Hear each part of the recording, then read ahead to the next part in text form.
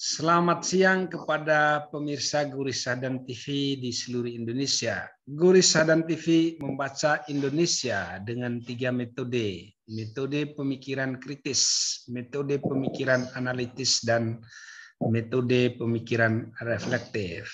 Pemirsa Guru Sadan TV yang kami cintai, pada siang hari ini kita berdiskusi dengan topik korporatisme negara dalam perencanaan pembangunan desa. Dan di hadapan kita telah hadir 3 tokoh intelektual muda ya, yang sehari-hari Muhammad Firdaus itu bekerja di program studi ilmu pemerintahan Sekolah Tinggi Pembangunan Masyarakat Desa.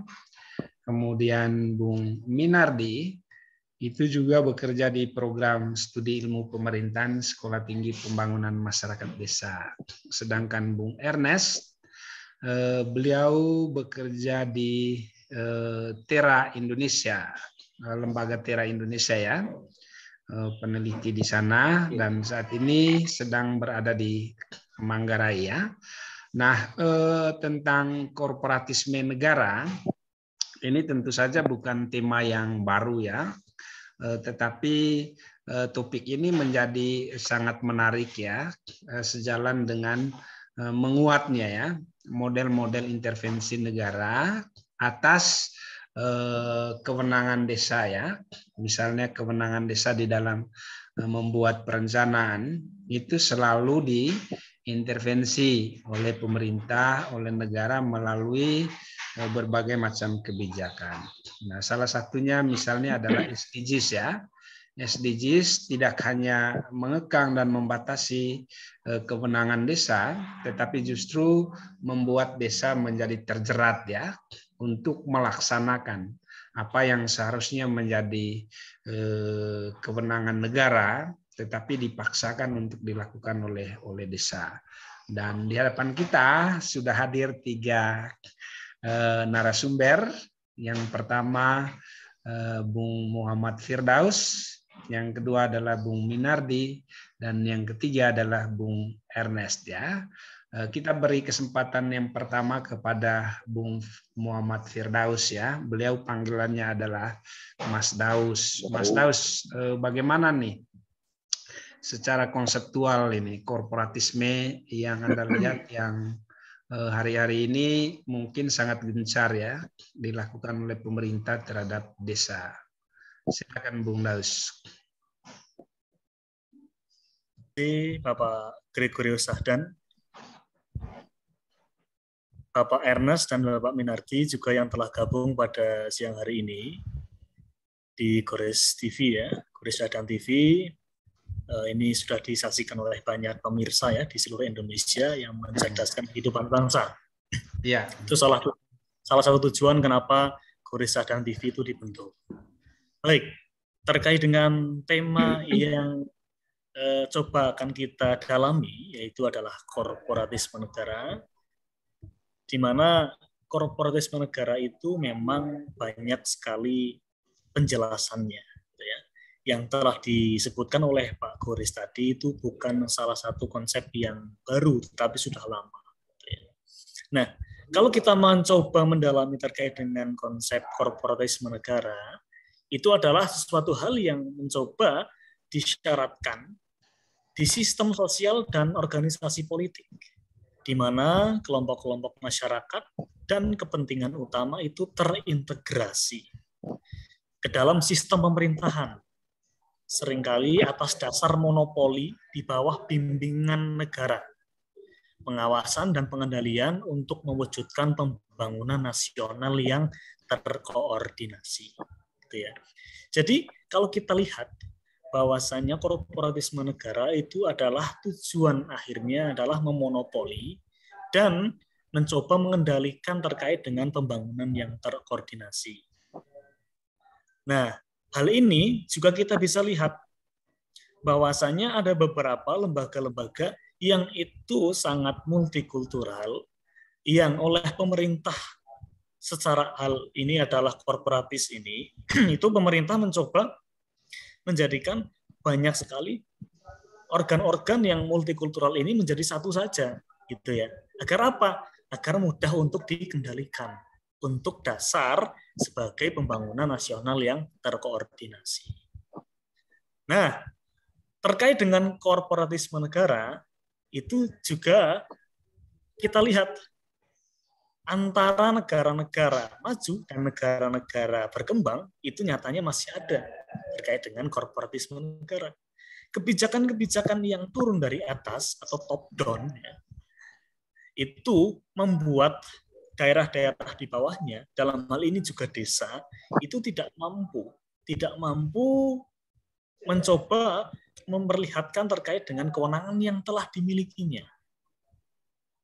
Di negara-negara berkembang, terkait dengan korporatisme negara juga masih sangat ada hubungannya dengan faktor eksternal, sehingga membatasi kemampuan negara untuk menjawab tuntutan kelas bawah.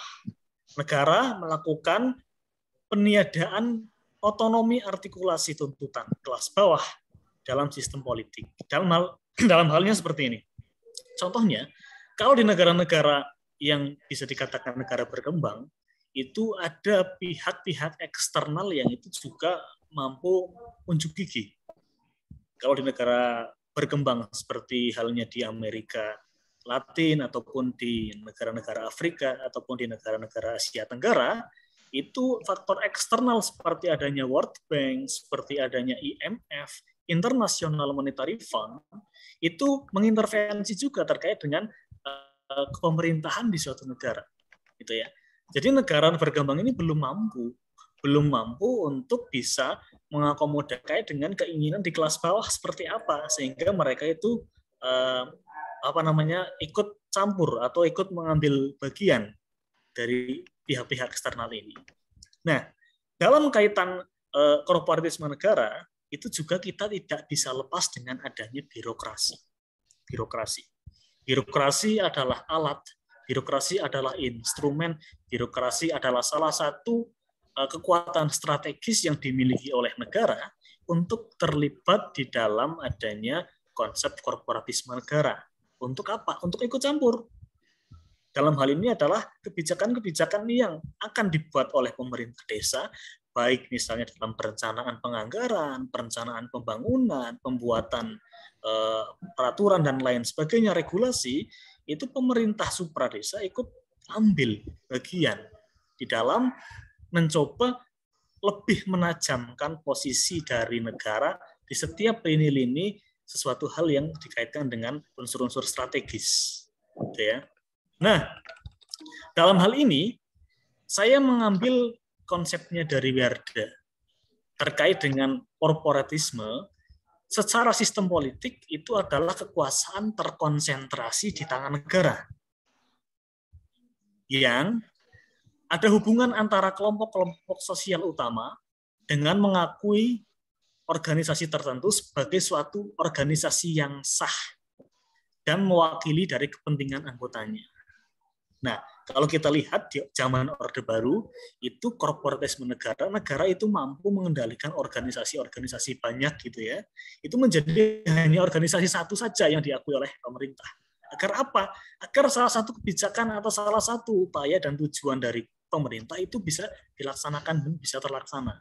Yaitu apa? Yaitu misalnya salah satunya adalah mempertahankan kekuasaan melalui alat-alat, baik itu organisasi-organisasi yang telah terakomodir ataupun birokrasi yang itu juga merupakan hierarki bagian dari kekuasaan. Nah, saya ambil contoh lagi terkait dengan sejarah adanya korporatisme negara itu di Spanyol dan di Portugal. Nah, itu ada hierarki kekuasaan di mana kekuasaan yang tertinggi adalah letaknya di tangan raja. Lalu berikutnya ada di tangan korporatisme. Sampai dengan paling bawah adalah rakyat. Nah, konsepsi terkait dengan hierarkis dari korporatisme ini, kita lihat raja yang mengendalikan dalam hal ini adalah negara. Lalu korporatisme itu menjadi agen-agen seperti organisasi, seperti halnya juga adanya birokrasi, teknokrat, dan lain sebagainya, yang itu mereka mengintervensi terkait dengan masyarakat yang di bawahnya. Kalau kita ambil contoh di Indonesia itu di desa-desa. Gitu ya. Sehingga desa-desa itu menjadi salah satu bagian atau agen yang itu diintervensi oleh korporatisme di atasnya. Seperti halnya birokrasi, seperti halnya organisasi-organisasi ormas masyarakat gitu ya, yang itu diakui oleh negara, bukan organisasi yang tidak diakui, tetapi yang diakui, dijaga eksistensinya, dipertahankan terkait dengan kewenangan yang telah dimiliki dan lain sebagainya, sehingga menjadi agen dari negara. Oleh karena itu, kalau kita lihat korporatisme negara ini merupakan salah satu hal yang memang sangat menarik, terutama kalau kita bahas di negara-negara berkembang. Gitu ya. Adanya intervensi juga dari luar dan lain sebagainya. Kalau kita coba lihat program MDGs ya, itu juga ada intervensi dari luar. Program pembangunan, development dan lain sebagainya, itu ada intervensi dari World Bank, dari IMF dan lain sebagainya. Yang itu memperlihatkan bahwasannya negara-negara berkembang itu belum mampu mengakomodir apa yang ada di bawah gitu ya. Apa yang diinginkan rakyat dan lain sebagainya itu belum bisa diakomodir, sehingga perlu ada bantuan.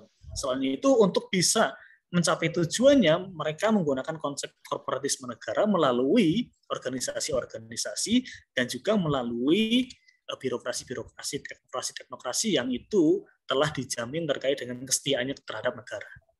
Seperti itu dulu Pak Goris. Oke, menarik sekali ya. Jadi korporasi itu, kekuasaan itu tersentral di tangan negara ya.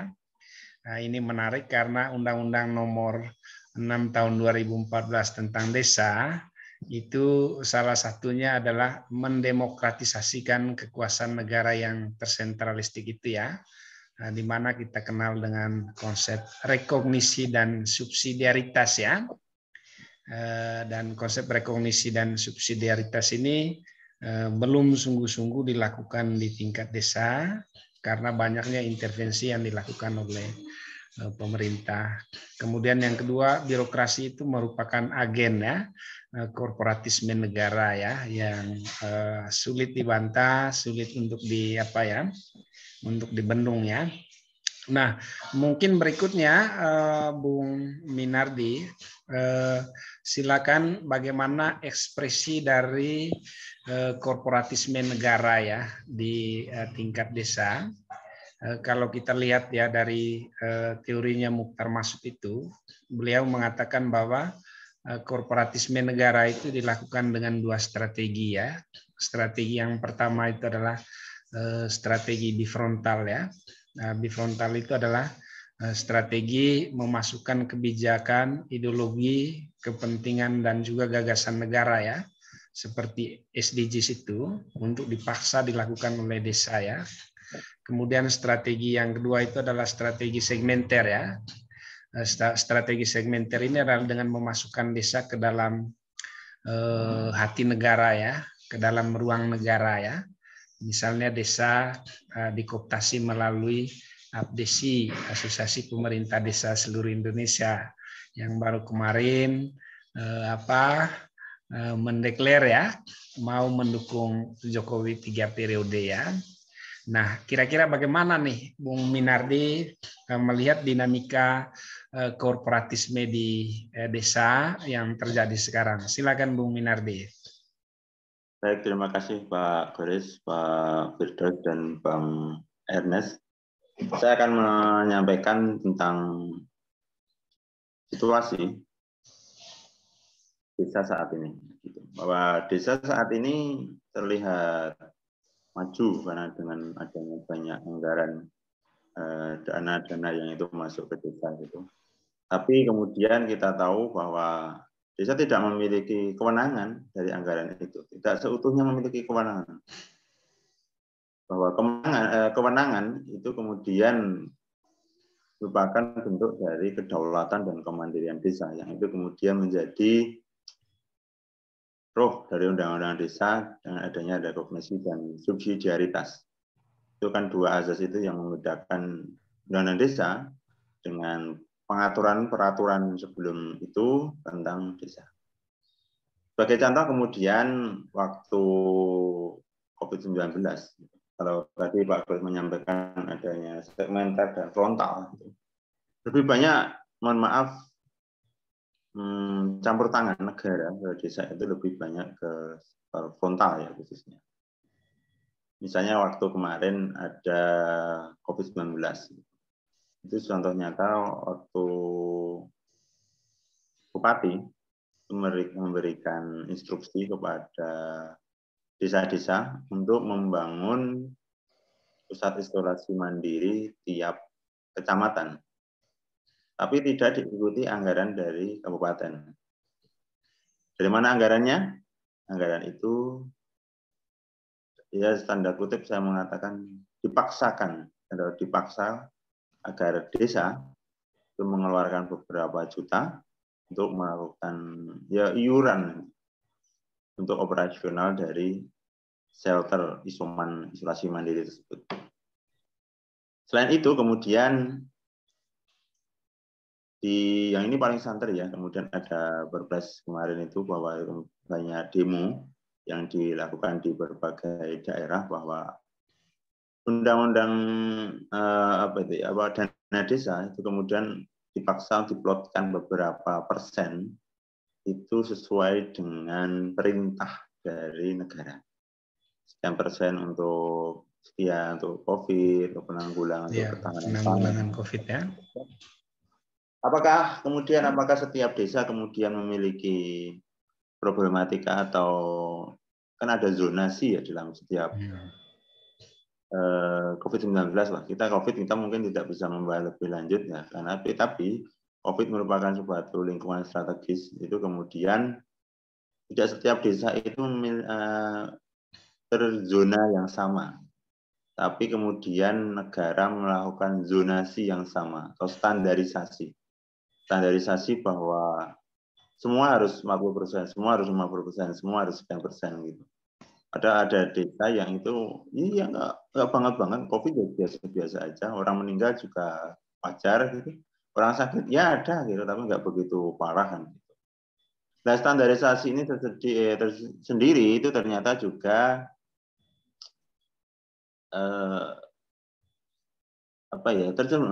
terjadi di berbagai situasi ya, berbagai kasus. Misalnya ada suatu desa itu kemudian tidak bisa menjadi desa terbaik gitu kan. Walaupun kita tahu menggunakan kata terbaik itu sendiri merupakan sudah model dari korporatisme negara ya, bahwa negara mencoba untuk digolongkan, desa dipaksa negara untuk digolongkan, kemudian dikotak-kotakan gitu. Tapi dalam pengkotak-kotakan itu sendiri desa harus memiliki seperangkat bisa dikatakan sebagai desa maju, berkembang maupun desa terbelakang. Beberapa waktu lalu saya diskusi dengan seorang perangkat desa, dia didatengin oleh penyuluh gitu, dan beberapa dari kecamatan. Cuma ditanya, Pak, gimana ininya, gimana itunya gitu. Nah, takutnya itu kemudian akan menjadi karena standar-standar yang dilakukan itu adalah standar-standar fisik. Dan standar itu lebih ke standar kuantitatif, bukan situasi, bukan sosialnya. Bisa jadi seperti ini. Iya itu seorang warga itu ke desa itu dia punya rumah tembok itu keramik gitu. Tapi ternyata itu merupakan warisan dari orang tuanya kan gitu. Tapi tidak kemudian dikatakan dia merupakan keluarga mampu gitu. Tapi ternyata dia merupakan warisan. Dan dia sendiri mungkin baru aja di PHK sehingga dia tidak mampu, tidak bisa dikatakan tidak mampu. Bahkan dalam standarisasi, mohon maaf, ada dalam pendataan itu kan, mohon maaf, banyak pendataan yang dilakukan negara kepada desa. Banyak yaitu saya pendataan SDGs itulah paling dekat. Tiap tahun itu atau 5 tahun itu ada pendataan ekonomi, kemudian BPS, sensus, kemudian PKK sendiri melakukan pendataan.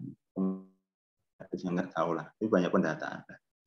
Dalam pendataan itu sendiri, misalnya seseorang itu bisa dikatakan sebagai buruh gitu. Orang yang dikatakan buruh dan pedagang gitu. Ada seorang penjual gitu, seorang jualan burjo, itu kemudian dia tidak bisa dia dikatakan sebagai pedagang gitu. Karena menurut kriteria negara, seorang pedagang itu adalah orang yang sudah mampu secara modal, secara tempat. Maka kemudian banyak desa jati itu tidak dikatakan sebagai pedagang, tapi dikatakan sebagai buruh harian lepas. Biar apa? Kalau nanti ada bantuan itu kemudian desa bisa mengcover mereka. Tapi kalau mereka dikatakan sebagai pedagang, kalau ada bantuan-bantuan, mereka nggak berhak, nggak dapat gitu. Itu makan kemudian siasat desa ya, biar rakyatnya itu bisa mendapatkan hak yang sama dengan yang dikatakan yang membutuhkan itu sendiri. Dan Oke, kemudian Bung Minardi ya, karena waktu kita terbatas ya. Saya rasa apa yang Bung Minardi sampaikan, kita sudah menangkap poinnya ya. Yang jelas bahwa sampai dengan saat ini desa itu belum sepenuhnya ya mempunyai kewenangan di dalam menjalankan Undang-Undang Nomor 6 Tahun 2014 ya. Di mana desa sebenarnya harus memiliki kewenangan di dalam membuat perencanaan pembangunan desa. Nah, kesempatan berikutnya kita berikan kepada Bung Ernest ya. Bung Ernest, sejauh pengalaman Bung Ernest, bagaimana nih pengalaman desa-desa dampingannya Bung Ernest ya, terkait dengan kewenangan mereka di dalam membuat perencanaan pembangunan desa.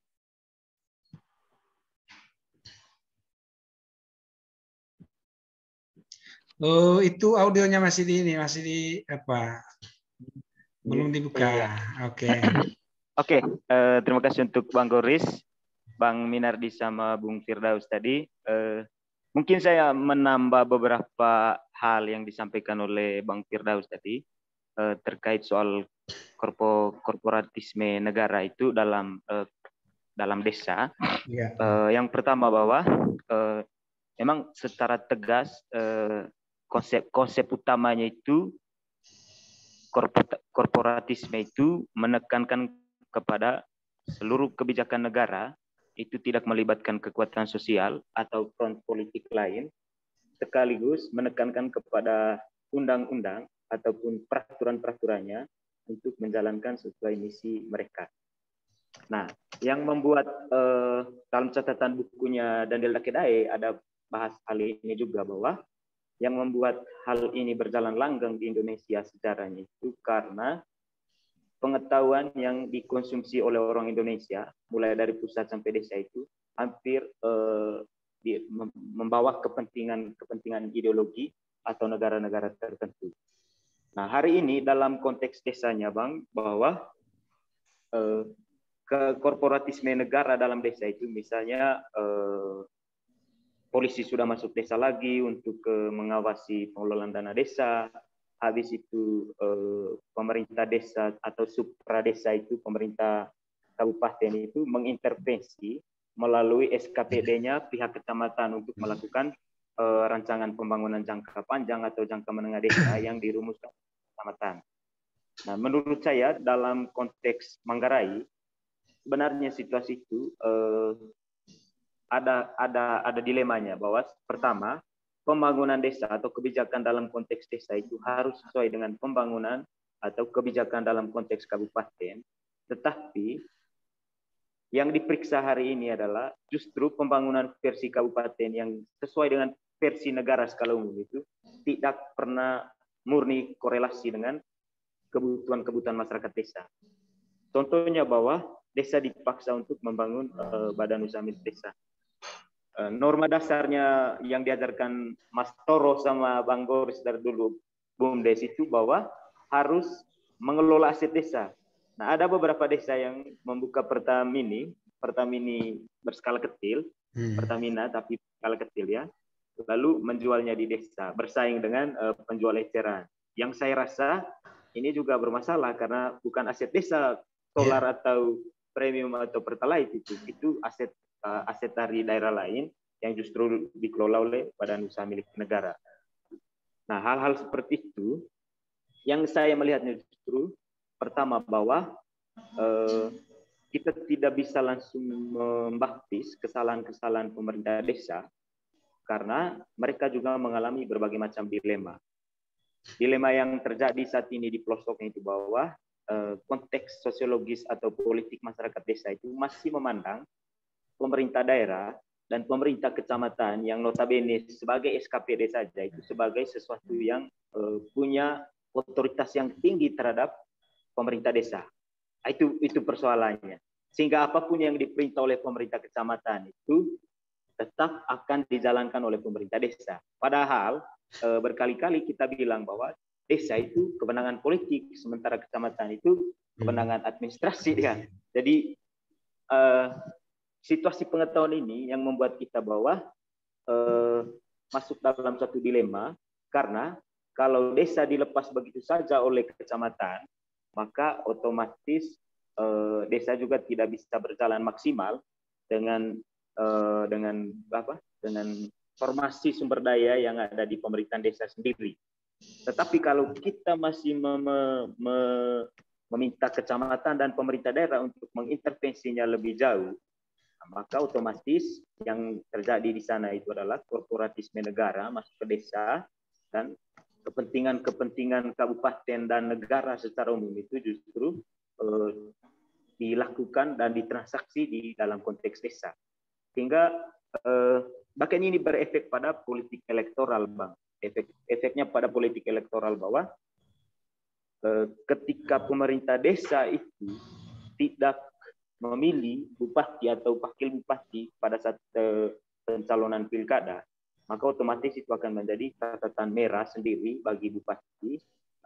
Ancamannya kan walaupun tidak sifatnya tertulis, tapi ancamannya kan nanti audit lah, apa segala dari dinas inspektorat, dari dinas keuangan. Pemerintah desa takut akan situasi itu, jadi mereka itu harus patuh terhadap kekuasaan-kekuasaan yang lebih tinggi dari mereka. Nah, menurut saya pribadi bahwa sepakat dengan pemateri pertama kedua tadi bahwa situasi saat ini itu situasi korporatisme negara itu ke desa itu yang membuat desa kita itu tidak maju dengan pemaksaan ide-ide dari SDGs masuk ke desa, yang sebenarnya kerangka-kerangka konseptualnya ini sudah dijelaskan lebih jauh oleh Edward Said sebenarnya, bahwa ya cara kita bernegara itu ya cara orientalisme, masih memandang timur, masih memandang kita sebagai masyarakat di bawahnya itu sebagai orang paling primordial, paling mistis, tidak rasional dan lain-lain. Sementara sentral itu menjadi ukuran atau tolok ukur maju kepintaran. Jadi itu situasi kita hari ini, dan di desa praktiknya seperti itu. Itu sih, Bang. Oke, terima kasih banyak Bung Ernest ya. Karena waktu kita terbatas, kami mengucapkan banyak terima kasih untuk gagasan dan kontribusi pemikirannya bagi korporatisme negara dalam perencanaan pembangunan desa. Dan saya rasa ini diskusi sebenarnya sangat menarik ya, terutama misalnya ketika kita atau Bung Ernest membawanya kepada konsep di mana pemerintah daerah juga merasa bahwa desa itu seperti bawahan mereka. Padahal pemerintah desa, pemerintah kabupaten kota, pemerintah provinsi sama dengan pemerintah pusat itu adalah unit-unit pemerintahan, di mana masing-masing unit pemerintahan itu sebenarnya hanya menjalankan fungsi koordinasi dan fasilitasi. Jadi tidak merasa bahwa pemerintah kabupaten itu lebih hebat daripada pemerintah desa gitu. Kira-kira gitu. Tetapi sumber daya pengetahuan dan keterampilan mereka itu sebenarnya mereka harus fasilitasi untuk memperkuat desa. Terima kasih banyak dari Studio Gurisadan TV. Kami mengucapkan terima kasih banyak Bung Ernest, Bung Minardi, dan Bung Daus ya atas sumbangan dan kontribusi pemikirannya ya. Sampai ketemu lagi di diskusi kita berikutnya. Selamat siang. Salam hangat dari Studio. Oke, kita keluar dulu ya. Nah, masuk lagi ya setelah ini ya.